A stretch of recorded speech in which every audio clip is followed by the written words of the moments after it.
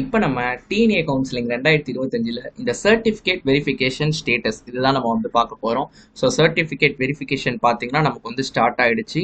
நீங்கள் DNA counselling website போனீங்கனாலே தெரியும் உங்களுக்கு. அவங்க க்ரீன் கலரில் கரண்ட் ஸ்டேட்டஸ் என்ன ஸ்டேட்டஸ் போயிட்டு இருக்குன்னு வந்து சொல்லியிருப்பாங்க. அதாவது சர்டிஃபிகேட் வெரிஃபிகேஷன் வந்து கரண்ட்லி இன் ப்ராக்ரஸ். ஸோ ஆன்லைன்லேயே தான் உங்களுக்கு எல்லாமே பார்ப்பாங்க. சப்போஸ் அவங்களுக்கு சர்டிஃபிகேட்டில் எதனா டவுட் இருந்துச்சுன்னா அவங்க உங்களை வந்து தொடர்பு கொள்வாங்க. எப்படின்னா உங்களுக்கு நீங்கள் ரெஜிஸ்டர் பண்ண மொபைல் நம்பருக்கு ஒரு கால் கொடுப்பாங்க. இமெயில் கூட சில டைமில் பண்ணலாம். நீங்கள் ஒரு இமெயில் நம்பர் வச்சு பண்ணியிருப்பீங்களா. ஃபார் எக்ஸாம்பிள் இப்போ நீங்கள் லாகின் பண்ணீங்கன்னா நீங்கள் உங்களுக்கு இமெயில் அட்ரஸ் வருது இல்லை, அந்த இமெயில் அட்ரஸ்க்கு நீங்கள் வந்து மெயில் செக் பண்ணிக்கிட்டே இருங்க. ஓகேவா. அண்ட் கால்ஸ் வந்தாலும் நீங்கள் வந்து அட்டன் பண்ணுங்கள். அண்ட் சில ஸ்பேம் கால்ஸ்லாம் வரும். ஸோ அவங்களுக்குலாம் அவங்களுடைய யூசர் நேம் பாஸ்வேர்டை ஷேர் பண்ணிடாதீங்க. அதையுமே கொடுத்துருக்காங்க.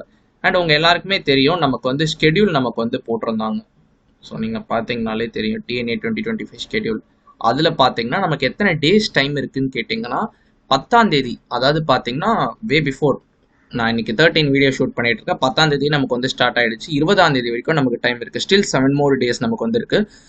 நான் நம்புறேன் உங்க எல்லாருக்குமே ரேண்டம் நம்பர் வந்திருக்கும்னு சொல்லிட்டு. ஸோ நிறைய ஸ்டூடெண்ட்ஸ் பார்த்தீங்கன்னா எனக்கு இமேஜஸ்லாம் அமைச்சிருந்தீங்க ரேண்டம் நம்பர் வந்துருச்சுன்னு சொல்லிட்டு. ஸோ இப்போ சர்டிஃபிகேஷன் வெரிஃபிகேஷனும் நம்ம வந்து பேச போகிறோம். ஓகேவா.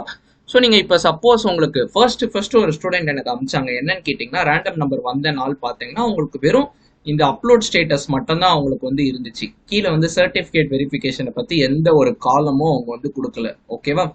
பட் அடுத்த நாள் இது எனக்கு ஐ திங்க் 11th அமிச்சாங்கன்னு நினைக்கிறேன். ஸோ 12ஆம் தேதி பார்த்தீங்கன்னா இப்போ நான் காட்டுறேன் பார்த்தீங்களா இங்க இமேஜஸ், அவங்களுக்கு இன் ப்ராக்ரஸ்னு வந்துச்சு. ஓகேவா.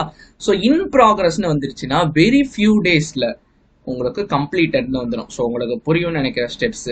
சர்டிஃபிகேட் அப்லோட் ஸ்டேட்டஸ் வேற, சர்டிஃபிகேட் வெரிஃபிகேஷன் ஸ்டேட்டஸ் வேற. அப்லோட் ஸ்டேட்டஸ்ன்றது ஜஸ்ட் நீங்க கரெக்டா என்னென்ன டாக்குமெண்ட்ஸ்லாம் மேண்டேட்டரியோ அதெல்லாம் நீங்க அப்லோட் பண்ணிருக்கீங்களா, அதுதான் பாத்தீங்கன்னா அப்லோட் ஸ்டேட்டஸ். ஓகேவா.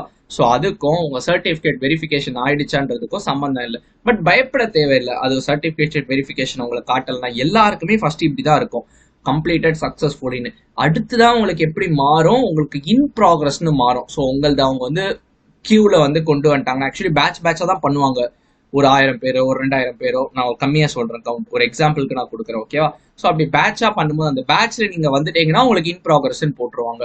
ஒன்ஸ் உங்களுக்கு வெரிஃபை ஆயிடுச்சுன்னா உங்களுக்கு கம்ப்ளீட்டட்னு வந்துடும். இந்த கம்ப்ளீட்டட்ன்ற கிரீன் டிக் வந்துருச்சுன்னா நீங்க எந்த வித பதட்டமும் பட தேவையில்லை. ஃப்ரீயா நீங்க உங்க ரேங்க் லிஸ்ட்டுக்காக நீங்க வந்து வெயிட் பண்ணலாம்.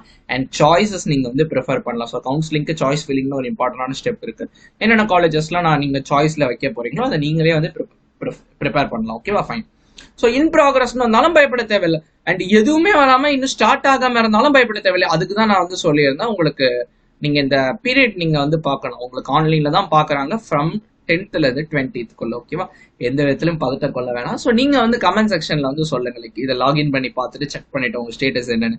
ஒருவேளை நாளைக்கு இல்ல நாளை கழிச்சு உங்களுக்கு இதை வெரிஃபை ஆனா கூட நீங்க இங்க கமெண்ட்ல வந்து நீங்க போட்டுட்டு போங்க. அதர் ஸ்டூடெண்ட்ஸ்க்கு வந்து ஹெல்ப்ஃபுல்லா இருக்கும். ஓகேவா. யா, உங்களுடைய கரண்ட் ஸ்டேட்டஸ் என்னன்றத கமெண்ட் பாக்ஸ்ல வந்து கமெண்ட் பண்ணுங்க. இந்த வீடியோ உங்களுக்கு ஒரு இன்சைட்ஃபுல்லா இருக்கும்ன்றத நான் வந்து நம்புறேன். நெக்ஸ்ட் ரேங்க் லிஸ்ட் பத்தி நம்ம வந்து பார்க்க ஆரம்பிப்போம். லைக் கம்யூனிட்டி ரேங்க்னு ஒன்று வரும், ஜென்ரல் ரேங்க்னு வரும், டிஎன்ஏ வெப்சைட்ல கொடுத்துருக்க ரேங்க் என்ன ரேங்க், எந்த ரேங்க் முக்கியம், ரிசர்வேஷன், கவுன்சிலிங் எப்படி நடக்கும், பிஹைண்ட் த சீன் எப்படி உங்களுக்கு சீட் ஒதுக்கப்படுது, எல்லா அல்காரிதத்தையுமே நம்ம வந்து பிரேக் பண்ண போறோம். ஓகேவா. யா, இதுதான் பாத்தீங்கன்னா வீடியோ. நம்ம சேனலை மறக்காம சப்ஸ்கிரைப் பண்ணி வச்சுக்கோங்க, நீங்க எந்த ஒரு வீடியோஸும் மிஸ் பண்ணாம இருக்கு. அடுத்த வீடியோல உங்களை பாக்குறேன். Bye bye.